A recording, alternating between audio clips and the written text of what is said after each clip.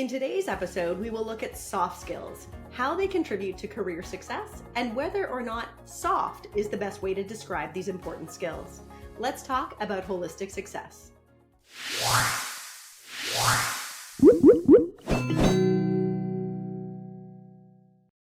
Hi everyone, I'm Kelly Dore, co-founder and VP of Science and Innovation at Acuity Insight. Welcome to the Holistic Success Show. Here with me today is Mark Cousino, Senior Vice President of Talent and Learning at Kyndryl, one of the largest IT service companies in the world that operates in more than 60 countries. Mark has also held senior leadership positions in talent management and development in companies like Raytheon, Boeing, Emerson, and GE Power and Water. I was thrilled to hear Mark talk about looking at soft skills in a new way as durable skills at the AACSB Dean's Conference for Business Education last year. I'm so excited to have the opportunity to talk to him one-on-one about this concept of durable skills and how business schools need to think about cultivating these skills. Welcome, Mark. Hi, thanks. It was great to see you again, Kelly. It's great to see you too. Thank you for taking the time and being on this show. Let's get started. Now, in my intro, I said business schools, but I think these durable skills that we're talking about actually play a big part in the workplace in general. Maybe you can tell us what role non-cognitive skills, as they're typically called, such as collaboration or empathy or problem solving, actually play in the workplace today. Yeah, that's a great question. So think about durable skills, right? So if you think about this framework, you've got durable skills, which are transferable across industry, across business, across domains. And then you have these semi-durable skills, which are more like the frameworks in which we operate.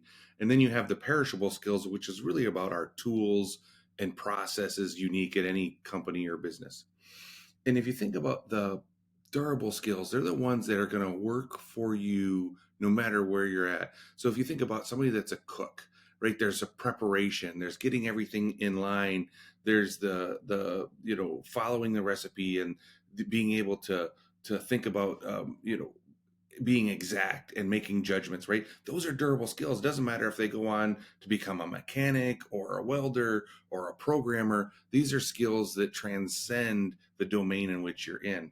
The biggest one, I think, that is, there was research done by Burning Glass, and they showed that communications is the number one skill that is listed on job postings on LinkedIn globally. So, and that is a durable skill that is that transcends, like I said, all of these different, domains, businesses, industries, and communications does. You find that happens a lot in the different the job postings because everybody wants somebody that communicates. Right? There's one thing to be able to get the job done. It's another thing for for you to be able to communicate out the results or collaborate with others. And Mark, that idea of transferable skills is so important in the job market today, where folks are changing their job or their employment more frequently than ever before. And they're, coming up with roles that they might not have thought of coming straight out of their higher education path, but they find these roles as they live and work within their community. The interesting thing is when you go to university, like I went to school for engineering or I went to school for marketing, right? And you're really worried about getting the domain skills, in that chosen field, right? I need to know my calculus, and I need to know how to do all the different analysis if I'm an engineer. And those are those technical skills that are sometimes semi-durable, sometimes durable, depends, right? You've got the creativity and the critical problem solving. That's a durable skill. But then maybe it's the Fourier analysis that is the semi-durable skill, because while it transcends different engineering disciplines, it doesn't go across all of the other industries that you could be in. So it's the same thing in marketing, understanding, your audience and things like that. Those sometimes durable, sometimes semi-durable, right? Because if it doesn't translate to another domain, but it can cross industry, right? Like you have to think about those approaches there. And I think students and faculty at times don't quite appreciate and spend the time. It's really the focus on the deep technical knowledge in that school or college that is the focus, and that's what people put on their resumes.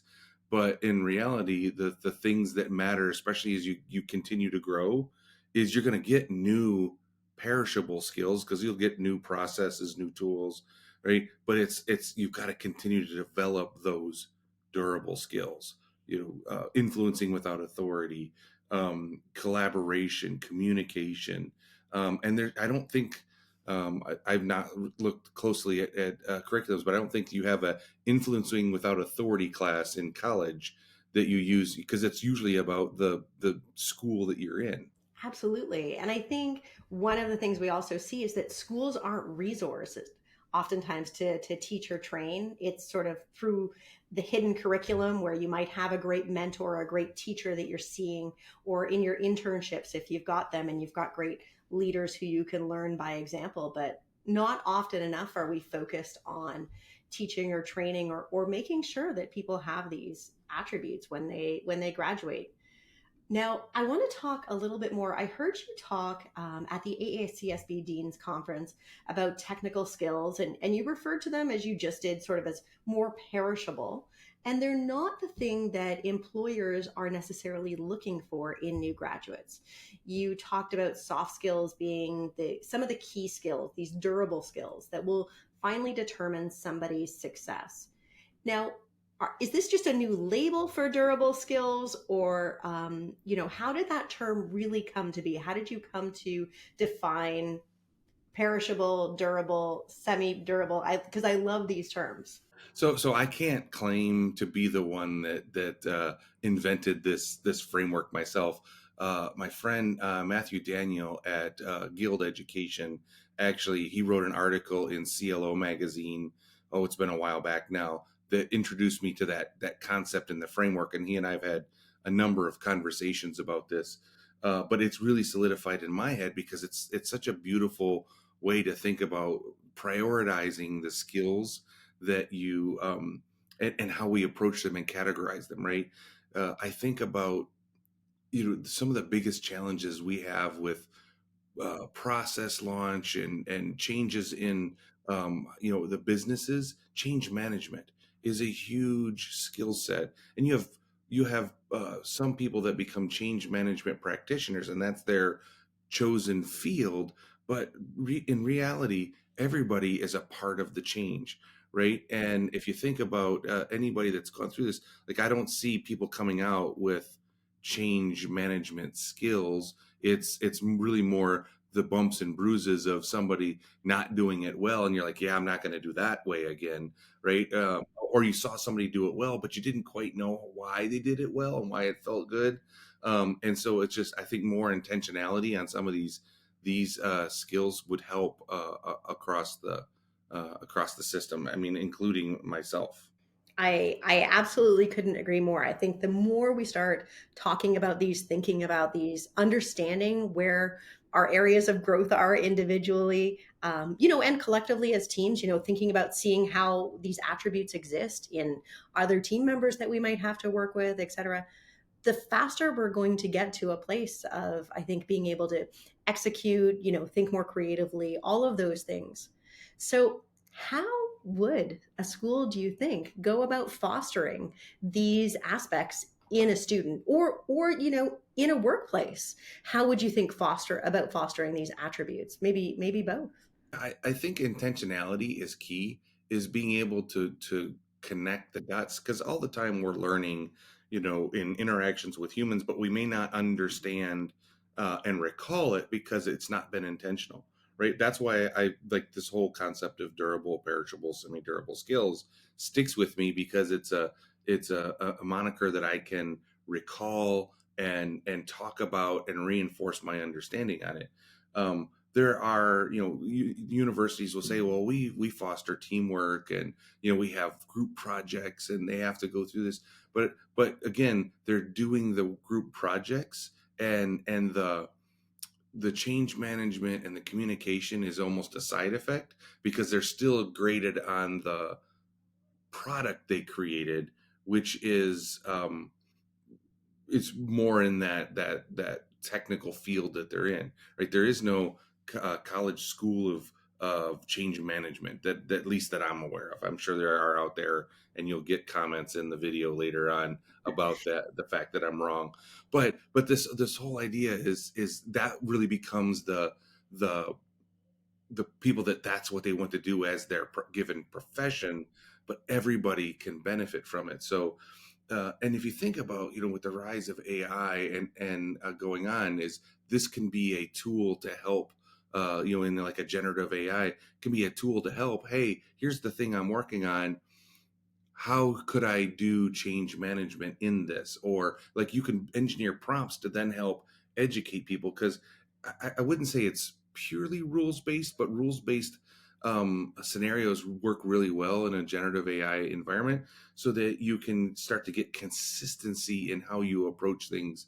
I know the other thing that I always find interesting is nobody's ever said, "Hey, Mark, you brought me in too early. You asked my opinion too early," right? But very many times I've had, if you'd have told me sooner, I could have helped, or I could have helped shape this, or I could have steered you away from that pitfall, right? So, but I think we get kind of conditioned to give me my work. I'm going to put my head down and do the work, and then I'll come back up and let you know when I'm done, right? Whereas if you're starting to leverage some of these concepts more frequently, and again, you can even leverage AI. And I'm sure there's professors cringing right now saying, "Hey, don't give advice to students using AI because papers and plate." Like, I get that, but I'm also like, but it's a tool. I remember a day when you couldn't bring calculators to exams, right? And now everybody carries a calculator in their pocket because it's their phone, right? So I think about we have to continually evolve with the tool sets that are available to us, so that we can, you're going to use it in the real world, right? Real world. Why not use it while you're learning? I couldn't agree more. And I would say, even using these terminologies of durable or perishable or semi-durable, semi-perishable, allows us to be intentional about it because it gives us more definition around some of these terms. And I agree with you about AI too. I think it is something that we need to determine how we're going to embrace it. Maybe professors want to be clear about the rules in their classroom for using AI, but it is going to be used. It is something that we can leverage, and it's just like a search engine or something like that on a computer. It is just a different way of gathering and collecting information that we're going to use. Just like on the search bar, we need to verify information and check that. But I would also think that use of AI actually makes some of these durable skills even more important to think about, because it allows us that ability to get knowledge or maybe learn some technical skills or technical attributes faster, especially when they change or adapt. But these durable skills are what we have to hold more consistent. What are your thoughts on that? When I think about how AI can help us in that space, is AI helps us so like nobody ever taught AI how to code, right? Because it was able to consume content, and content can be anything, right? I mean, literally anything. And so it learned how to code based on all the content that it consumed. But nobody sat down and taught the chat GPT how to code, right? That was how it consumed off the internet. So I think when you find things that are these perishable skills, like Python or some other language, right? That's perishable, you know. But really leveraging AI could be a durable skill, because now I can use that to write code. I can use that to have communications. I can use that to create my resume, right? We even had a discussion among some talent leaders the other day about, you know, in a virtual interview, they had the inkling that the candidate was using AI to respond, and they were responding really well. And a couple people were like, "Oh, we can't. That they shouldn't be using that in an interview." And I'm like, "Why not?" Right? If you're getting the answer right, and you're able to use that the tools at your disposal to come to the appropriate conclusion, then what's the harm in doing that? Now, granted, there's going to be all kinds of pros and cons to it, and I say this in a broad brushstroke, but it's like, well, you didn't know I don't know my times tables past 15, right? That's what I have a calculator for, right? So I'd be hard pressed to find anybody that knows it past 20, right? Like so it's like, but you use the tools you have at your disposal to make your life easier, so you can spend the time thinking about the things that are more challenging and complicated, that your durable skills are can't be replaced by AI in its current incarnation. So I think about what are those things that creativity, right?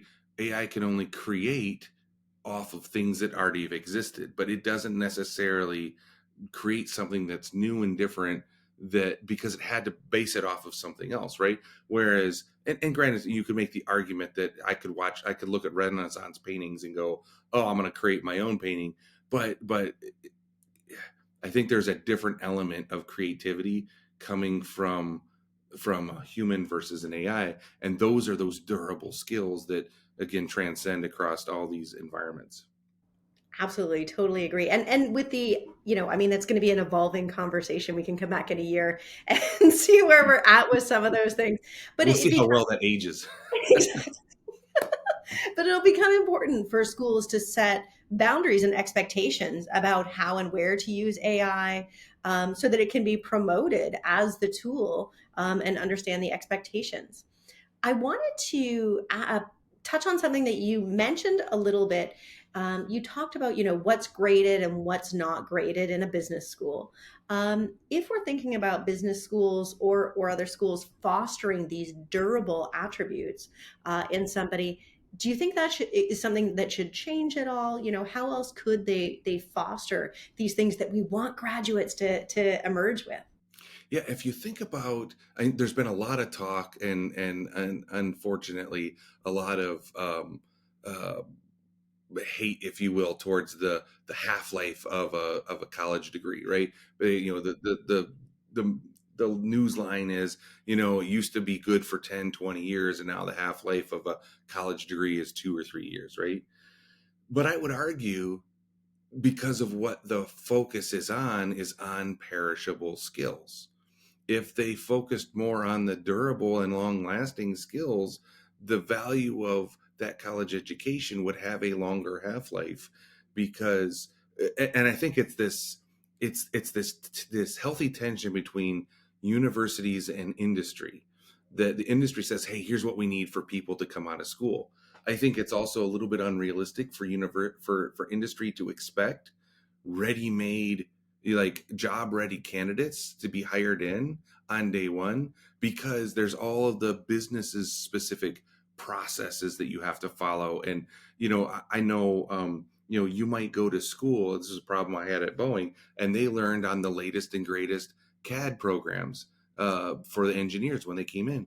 Problem is, we still had things um, um, on microfiche, right? Like nobody taught them how to do that in college, Right. because we had platforms that were 50, 60, 70 years old in design that continually had, upgrades. But, you sometimes had to go back into the card file or the engineering library and find the old drawings.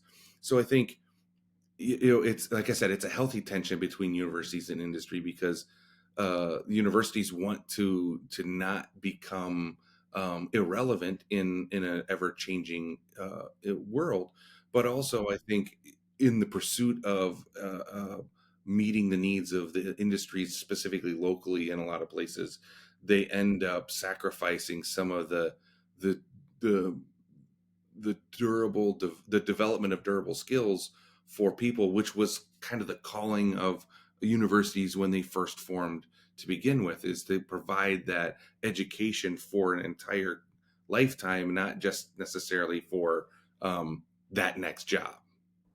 I couldn't agree more. It's how do we help universities frame and set up their learners for success long term, and think about it maybe more as transition instead of like a stopping my education now and moving to employment. It becomes this transition where there's still learning, still evolution over time to grow these aspects in our students. Yeah. Yeah. And that's where really where short duration certifications, certificate programs, non-terminus programs, right? Or non-degree programs that are, are terminal, um, that really help that continued education, right? You see a lot of continue ed and professional program, schools building these, a number of years ago, Purdue bought Kaplan University and became Purdue Global, right? To continue that scalable online, short course type offerings to complement what they had, on campus at the university, because you can't scale brick and mortar to the globe, right? You have a limitation there. So then, getting into the online space is a great place. And I know a lot of universities have broadened that. I know Georgia Tech has a really robust professional education program. All the big schools do that, and it's valuable. And I think that's the bridge. I think people sometimes forget that, they try to take those short course formats and drive it into the, that's a lot of that semi-durable skills, but then it gets driven into the undergraduate programs, and you lose a little bit of that durability, I think. And it's a tough place to be in the university, because it's a lot of times you've got these, they haven't been in the in industry yet, and the students are also just maturing still, because their cognitive development is still occurring. So I think it's um, it's an interesting challenge. It's a tough problem to solve, and if it was easy, it would have been solved by a lot of people smarter than me. So I love to have to think about and have the conversation around universities and industry, and that crossover between. Absolutely. So, if we think about durable skills in education and in sort of higher ed in the universities and colleges where people are hopefully going to go and build these aspects, and then, when they come into the workforce and the expectations of them, how do we start thinking about that continuity between the two, and what is the role of the workplace in sort of picking up, or the universities in handing off that information or those attributes? Yeah, yeah. So companies typically have some sort of indoctrination program when you first join, and that's a lot of the times it's about processes and policies, and who's who in the zoo, right? So that you understand how to navigate within the company, products and services, and all of that. And then there typically tends to be very specific application of that broader knowledge base that you have, that's probably more in that semi-durable space, uh, into the environment that you're in here. So when I was at GE, we had advancing your career in engineering ACE program, that if you were a mechanical engineer and you came out of university, we said, okay, here's the world of mechanical engineering, here's what we care about here at GE, and we would indoctrinate them in that more application based, like reinforcement of what they had learned. So there's like, those are the pieces that companies have to pick up. Depends on the maturity of the company and sophistication of their approach to developing. Sometimes it's more of a trial by fire, and you just get thrown in and hope that you do a good job. I think there's benefit in industry and universities just continuing to have that dialogue, Mhm. and there's always going to be, this again, I call it a healthy tension between the university and the industry, because the industry wants a more job ready person, in their opinion, because there's a huge investment that the companies want to make, and the universities, also, don't want to become irrelevant, but also, run the risk of kind of uh, uh, straying away from the initial intent of, building up people. And the challenge too is with we're in the information age now, and so information is at your fingertips. So now, what is that shift that universities need to make to because you don't have to memorize things anymore as much. You have to understand how things work and how they build upon each other, but a lot of that can be done through you know technology and tools to make it happen. So it's a like I said, if smarter people than me haven't figured it out yet, so I don't know if I'm going to give provide the golden ticket to solve this right now. No, and I think it is about dialogue and tension that's going to exist between sort of education leaders and those in bringing people into the workforce. It's going to be that discussion of what is readiness and how do we get them to a stage that we can do a handoff, even if it's not perfection. It's sort of readiness to enter the workforce.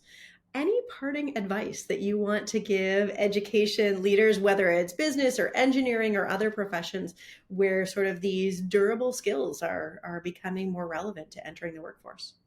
Yeah, I would just say continue to have that conversation with industry, but don't forget the mission and purpose of the university to begin with, right? So it's like it's you want to listen and engage, but also I think there's a little bit and there's always been like an us and them, right? There's us, whichever side you are, and them, the other side of the fence, right? And I encourage. I actually like. I've seen a lot of kind of professors in practice sprouting up in universities.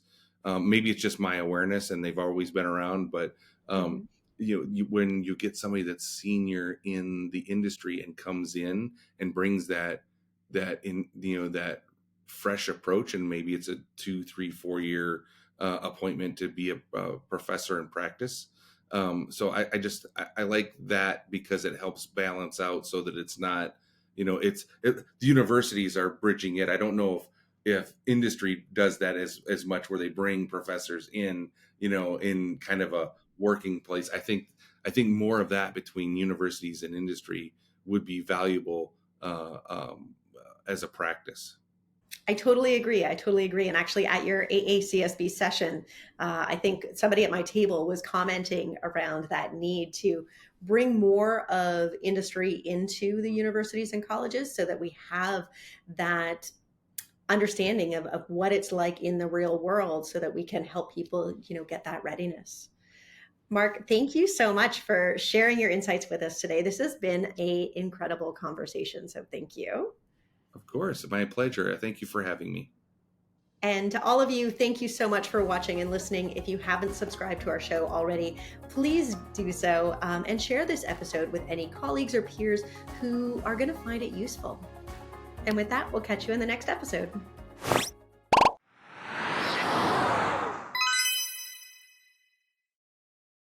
If you enjoyed this episode of our show, please be sure to check out the other episodes. And don't forget to subscribe. We have a new episode releasing every week.